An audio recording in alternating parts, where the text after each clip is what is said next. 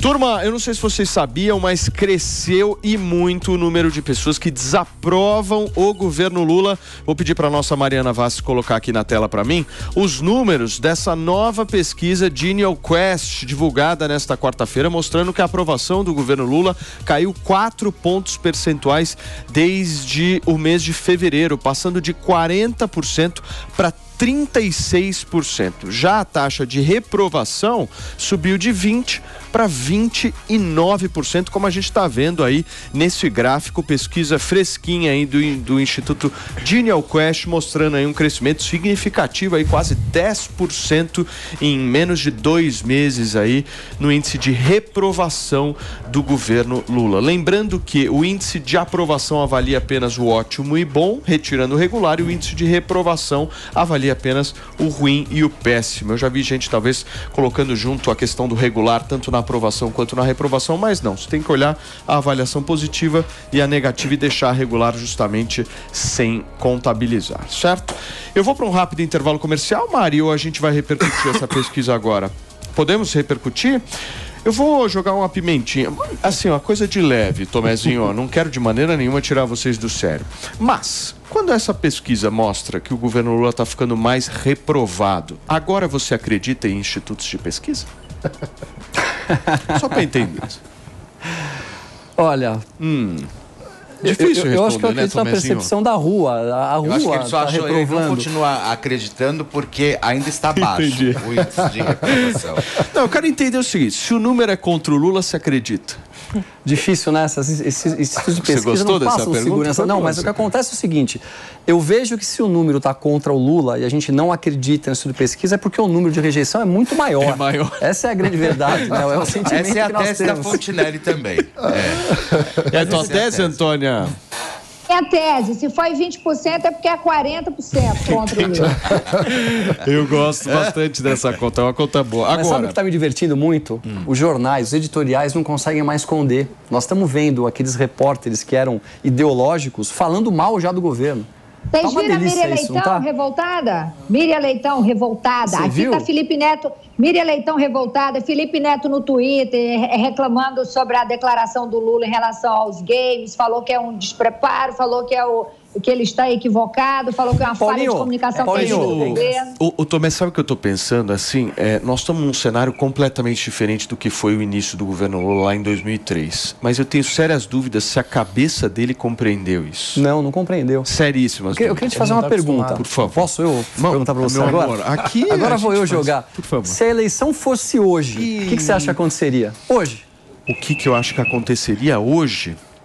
Cara, eu acho que, na realidade, não teria nem o Bolsonaro de candidato, que ele vai ficar inelegível. Não, esquece. A eleição não aconteceu, vai acontecer agora, nesse momento. Cara, essa é uma boa pergunta. Não sei, porque foi muito apertado, né? Estamos falando aí do quê? 2%? Eu acho que você acha que daria Bolsonaro? Não tenho a menor dúvida, porque o mercadinho... de janeiro é pior. O mercadinho Faria Limer já mudou, viu? Que fizeram uma besteira do tamanho do mundo. Os editoriais, os principais... O mercado Faria Limer sempre teve com o Bolsonaro. Não, imagina. O Paulo do céu... Como assim? Os Faria Limer são todos Lula. A grande maioria. Tem uma ótima Faria relação Limer com eles. Lula. Os Vila Madaleners são contra o Bolsonaro. Aí eu concordo contigo. Hoje já perceberam que fizeram uma grande besteira, né? De terem votado no Lula. E a gente vê os editoriais todos, o que está acontecendo. O 8 de janeiro serve para muitas... Ele voltou para o 8 de janeiro. Qual é o meu ponto?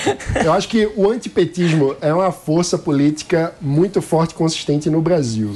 Mas o antibolsonarismo acabou se sobrepondo ao antipetismo. E o 8 de janeiro reforça o antibolsonarismo. Então, o meu ponto é que existe essa batalha de rejeição. Acho que a situação para o Bolsonaro não está boa. Inclusive, ele mesmo fica se retirando de candidato, dizendo que vai para o Senado, desistindo de ser candidato à presidência, tentando tirar o protagonismo da própria família. Por quê? Porque o clima não está bom para ele. Então, eu acho difícil esse deslocamento da eleição e a gente precisa olhar para frente. O ponto é, como que a gente... Se nós não queremos um governo do PT... a gente não pode apostar naquilo que é mais rejeitado do que o... Eu não acho que o Bolsonaro está tão rejeitado assim. Eu não sei de onde ele está tirando esse que o Bolsonaro é mais rejeitado. Eu acho que a popularidade do Bolsonaro tem crescido cada vez mais. E é interessante que a reprovação do Lula está acontecendo exatamente por ele cumprir as promessas de campanha. É a primeira vez na história que as pessoas votaram em um presidente da República acreditando que ele não ia fazer aquilo que estava prometendo. E agora ele está fazendo tudo. Querendo aumentar imposto, não tem governabilidade nenhuma, falava mal do Bolsonaro falar uma bobagem ou outra. O Lula está falando mais bobagem do que qualquer um. O tempo todo ele derrapa. Mas eu concordo em parte contigo, porque muita gente votou nele iludido pela promessa de picanha, por exemplo. Essa promessa ele não vai conseguir cumprir. Então, é isso que eu queria perguntar para vocês, assim, a rejeição ao Lula, ela vai crescer em que campo? Eu vou citar 3 campos aqui para vocês me falarem.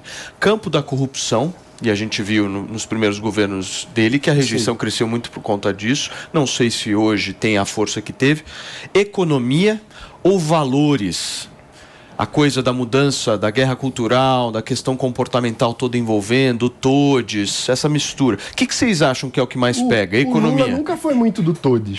Essa fala dele sobre jogos mostra, por exemplo, que às vezes ele consegue dialogar com parte do sentimento. Como ele nunca foi do todes, o ministro dele fala a fala dele de vez em quando é conservadora, né? O que eu estou dizendo é o seguinte, ele aglutina embaixo dele o todes inteiro, isso aí eu concordo.